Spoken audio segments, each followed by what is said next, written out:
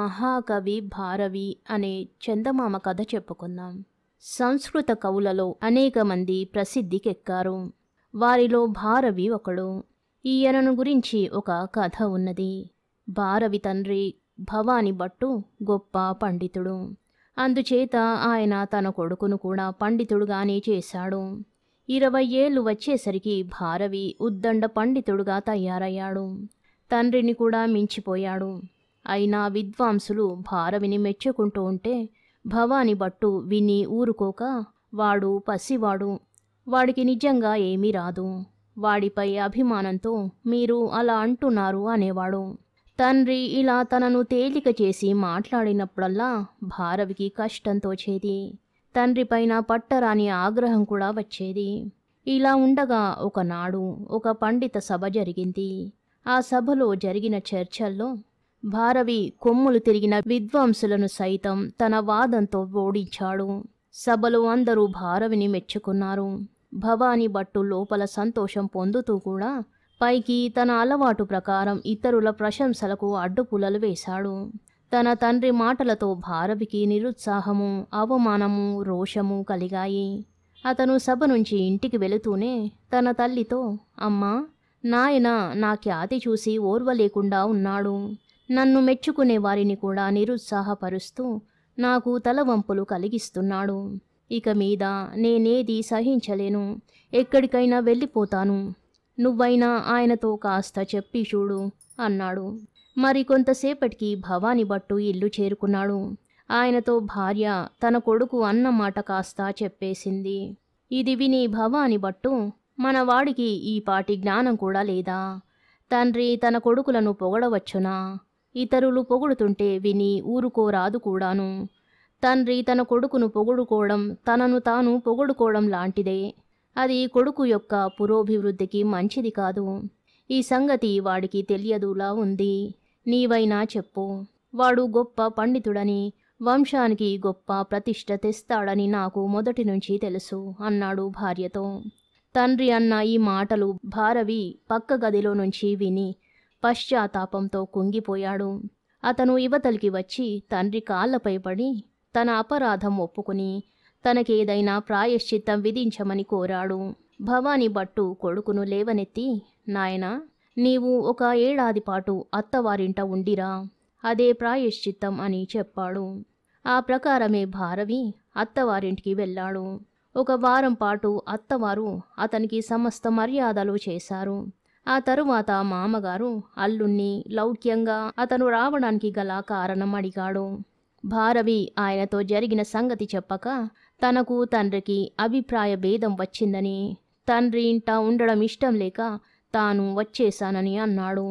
అంతటితో అల్లుడి మర్యాదలన్నీ అడుగంటిపోయాయి. బావమరుదులు అతన్ని రోజు పొలం పనికి తీసుకుపోసాగారు. ఇదంతా తనకు ప్రాయశ్చిత్తమే గనక భారవి వారు చెప్పిన పనులన్నీ చేస్తూ వచ్చాడు. కొంతకాలం గడిచింది. భారవిని అహోరాత్రాలు పొలం మీదనే ఉండి పైరుకు కాపలా కాయమన్నారు. అతని భార్య పొలానికి అతనికి భోజనం తీసుకుపోతూ ఉండేది. ఇంతలో శ్రావణ మాసం వచ్చింది. భార్య భారవితో అందరూ నోములు నోచుకుంటున్నారని, తనకు కూడా నోచుకోవాలని ఉన్నదని, అందుకుగాను తన దగ్గర డబ్బు లేదని కంటతడి పెట్టుకున్నది. భారవి పొలం కాపలా కాస్తూనే కిరాతార్జునీయం అనే ప్రబంధం రాస్తున్నాడు. అందులో నుంచి ఒక తాటాకు తీసి భారవి తన భార్యకిస్తూ, ఈ గ్రామంలో ఫలాని కోమటి విద్వాంసుడు, నేను కవి పండితున్నని ఆయనకు తెలుసు. ఈ శ్లోకం ఆయన వద్ద తాకట్టు పెట్టి నీకు కావలసిన డబ్బు పుచ్చుకో. ఆ శ్లోకం తాకట్టు విడిపించుకునేదాకా నేను నా కావ్యాన్ని ప్రచురించనని ఆయనతో చెప్పు అన్నాడు. భారవి భార్య తన భర్త ఇచ్చిన శ్లోకాన్ని, ఆయన ఘంటాన్ని పట్టుకుపోయి కోమటికిచ్చింది. కోమటి ఆమె చెప్పినదంతా విని పద్దు రాసి ఆమెకు కొంత సొమ్మిచ్చి పంపి ఆ శ్లోకం గల తాటాకును ఘంటాన్ని ఒక వెదురు గొట్టంలో పెట్టి చూరులో దాచాడు. తరువాత కొద్ది రోజులకే ఆ కోమటి ఓడ వర్తకం మీద ద్వీపాంతరాలకు బయలుదేరాడు. దారిలో తుఫాను వచ్చింది. ఓడ పగిలిపోయింది. కోమటి చావు తప్పించుకొని ఇంకొక ద్వీపం చేరి నానా అగచాట్లకు గురి అయ్యాడు. ఈ లోపల భారవి ఎలాగో అత్తవారింట ఏడాది పూర్తి చేసి తరువాత భార్యతో సహా తన ఇంటికి వెళ్ళిపోయాడు. కోమటి బాకీ తీర్చి భారవి తన కావ్యం ప్రచురిద్దామనుకుంటే కోమటి జాడ తెలియరాలేదు. ఆయన వర్తకానికని బయలుదేరి 18 ఏళ్లు నిండాయి. ఆయన ఎప్పుడో చనిపోయి ఉంటాడని అందరూ అనుకున్నారు. అయినా భారవి తొందరపడక నిశ్చయమైన వార్త తెలిసినదాకా తన కావ్యాన్ని ప్రచురించకుండా నిలిపి ఉంచడానికి నిశ్చయించుకున్నాడు. కోమటి ప్రయాణమై వెళ్ళిన కొన్ని మాసాలకు ఆయన భార్య ఒక కొడుకును కన్నది. వాడు 18 ఏళ్ల వాడై ఉండగా కోమటి తిరిగి ఇల్లు చేరుకున్నాడు. వీడు మన కుమారుడు అని భార్య తన కొడుకును భర్తకు చూపింది. తాను బయలుదేరే సమయానికి తన భార్య గర్భవతి అని కూడా కోమటికి తెలియదు. అందుచేత కోమటి ఆమె శీలాన్ని శంకించి కోపావేశంలో ఆమెను చంపాలని చుట్టూ చూసేసరికి వెదురు గొట్టంలో గంటం కనిపించింది. దానితో తన భార్యను పొడుద్దామని గొట్టం తీసేసరికి అందులో నుంచి తాటాకు జారి కింద పడింది.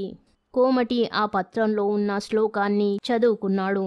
తొందరపడి ఏ పని చెయ్యరాదని, అవివేకం వల్ల ఆపదలు కలుగుతాయని, గుణాలను బట్టే సంపదలు కలుగుతాయని చక్కగా ఆలోచించి ఏ పని అయినా చేసే వాడి అందే గుణాలుంటాయని ఆ శ్లోకానికి అర్థం. ఈ శ్లోకం కోమటికి మంచి హెచ్చరికలాగా పనిచేసింది. అందుచేత ఆయన తన భార్యపై ఆగ్రహాన్ని నిగ్రహించుకొని తాపీగా అయిన వారినందరితోనూ మాట్లాడి తాను బయలుదేరే నాటికే భార్య గర్భవతిగా ఉన్నదని, ఆ కొడుకు తనకు పుట్టినవాడేనని నిజం తెలుసుకొని ఆ శ్లోకం తనకు ఎంతో గొప్ప మేలు చేసిందని సంతోషించాడు. తరువాత కోమటి దేశాంతరాల నుంచి తిరిగి వచ్చిన వార్త భారవికి తెలిసింది. ఆయన డబ్బు తీసుకుని తన శ్లోకాన్ని తాకట్టు వదిలించుకోవడానికి వచ్చాడు. ఈ శ్లోకం తాకట్టులో ఉన్న కారణంగా భారవి ఇన్ని సంవత్సరాలు తన కావ్యాన్ని ప్రచురించకుండా ఉంచాడని విని కోమటి ఆశ్చర్యపోయాడు. ఆయన భారవితో, అయ్యా, మీ నిజాయితీ అపూర్వమైనది. ప్రపంచంలో మరెవరూ కూడా ఇలా మాటకు కట్టుబడి ఉంటారని నేననుకోను. ఇక మీ బాకీ మాట అంటారా, అది నేను ఎలాగూ తీసుకోను. మీ శ్లోకం నా భార్య ప్రాణాలను, నా కొడుకు ప్రాణాలను కాపాడింది. ఆ శ్లోకానికి విలువ కట్టడం ఎవరి తరమూ కాదు అంటూ జరిగినదంతా చెప్పాడు.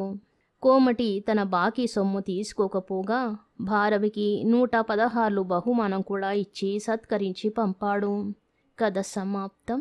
నిజమైన విశ్వాసం అనే మరో చిన్న కథ చెప్పుకుందాం. ఒకనాడు కొందరు గొల్ల స్త్రీలు ఒక ఊళ్ళో పాలు అమ్ముకొని తమ గ్రామానికి తిరిగిపోతుండగా ఒక ఇంటి వాసారాలో ఒక శాస్త్రులు గారు పురాణం చదువుతూ ఉండడం వారికి వినిపించింది. గొల్ల స్త్రీలు ఆగి పురాణం వినను కూడా లేదు. పురాణం శాస్త్రులు చెబుతున్న ముక్క ఒక్కటి మాత్రమే వారి చెవులబడింది. ఓం అనే ఒక్క అక్షరం చాలు. దాని సహాయంతో మహాసముద్రాలను అవలీలగా దాటవచ్చు అని ఆయన చెబుతున్నాడు. ఈ ఒక్క ముక్క గొల్ల స్త్రీల మనసులలో బాగా నాటుకుపోయింది. వారి అమాయక బుద్ధికి అది పరమ సత్యమనే తోచింది. వారు రోజు 4 అణాల డబ్బులు కేపు కింద ఖర్చు పెట్టి తమ గ్రామం నుంచి వచ్చేటప్పుడు, గ్రామానికి తిరిగి వెళ్ళేటప్పుడు నది దాటాలి. ఓం అనే మాటతో మహాసముద్రాలే దాటవచ్చునని అన్నీ తెలిసిన శాస్త్రులు గారు చెబుతుంటే వాళ్ళు నదిని పడవలో దాటవలసిన అవసరమేమున్నది? రోజుకు 4 అణాల డబ్బులు మిగుల్చుకోవచ్చునే. పురాణం శాస్త్రులు గారు చెప్పిన మాట యందు వారికి ఎంత గట్టి గురి కుదిరిందంటే నది దగ్గరకు వచ్చాక వారు పడవ కోసం చూడక ఓం అనుకుని నది మీదుగా నడక సాగించారు. విశ్వాస ప్రభావం చేత వారు నీటి మీద నడవగలిగి అవతలి ఒడ్డుకు చేరుకున్నారు. అది మొదలు ఆ గొల్ల స్త్రీలు నది మీదుగా నడిచి వచ్చి పాలు అమ్ముకొని ఇంటికి తిరిగి పోసాగారు. 1 నెల గడిచింది. గొల్ల స్త్రీలు తమలో తాము కూడబలుక్కున్నారు. ఆ శాస్త్రులు గారి ధర్మమా అంటూ మనం రోజు పావల చొప్పున ఆదా చేసుకుంటూ వస్తున్నాం. ఆయన మనకు నది దాటే రహస్యం చెప్పకపోతే ఏమయ్యుండును? అందుచేత ఆయనకు మనం కృతజ్ఞత చూపాలి. మనం ఒకనాడు ఆయనను మన ఇంటికి పిలిచి భోజనం పెడదాం. గొల్ల స్త్రీలు భోజనానికి ఆహ్వానించేసరికి బ్రాహ్మణుడు సరేనన్నాడు. ఆయనకు విందు చేసే రోజు కూడా నిర్ధారణ అయింది. ఆనాడు ఆయనను పిలుచుకుపోవడానికి ఆ స్త్రీలలో ఒక్కతే వచ్చింది. 2 నది దాకా వచ్చారు. బ్రాహ్మణుడు నిలబడిపోయాడు. ఆగారేం శాస్త్రులు గారు, పోదాం రండి అన్నది స్త్రీ. పడవ రాని అన్నాడు బ్రాహ్మడు. పడవ దేనికండి, నీళ్ల మీద నడిచిపోయేదానికి అంటూ స్త్రీ నది మీదుగా బయలుదేరింది. కాని బ్రాహ్మణుడు ఆమెను వెంబడించలేదు. ఆ స్త్రీ తిరిగి వచ్చి, అయ్యా, మీ పుణ్యమే కదా మేము రోజు కేవిచ్చుకోకుండా నది దాటుతున్నాం అంటూ తాము ఆనాడు బ్రాహ్మణుడు చెప్పగా విన్న మాటలు, వాటి వల్ల తాము పొందిన మేలు చెప్పింది. అలాగా, అయితే నేను కూడా ఓంకారంతో నది దాటడం అభ్యసిస్తాను అన్నాడు బ్రాహ్మడు. తరువాత ఆయన నది తీరాన ఉన్న వారి సహాయంతో నడుముకు ఒక పగ్గం కట్టుకుని కొస వాళ్ళకిచ్చి, నేను మునిగే పక్షంలో నన్ను బయటకు లాగండి అని హెచ్చరించి నదిలో కాలు పెట్టాడు. కానీ ఆయన నీటి మీద తేలనేలేదు. ఒడ్డున ఉన్నవాళ్ళు నీళ్లల్లోంచి బయటికి లాగారు. ఓంకారం తనను నది దాటించగలదన్న నమ్మకం బ్రాహ్మడికి ఉన్నట్టయితే నడుముకు తాడు కట్టి ఒడ్డున ఉన్న వాళ్ళను సహాయం అడిగి ఉండడు. అందుకే ఆయన నీటి మీద నడవలేకపోయాడు. కథ సమాప్తం. శుభం.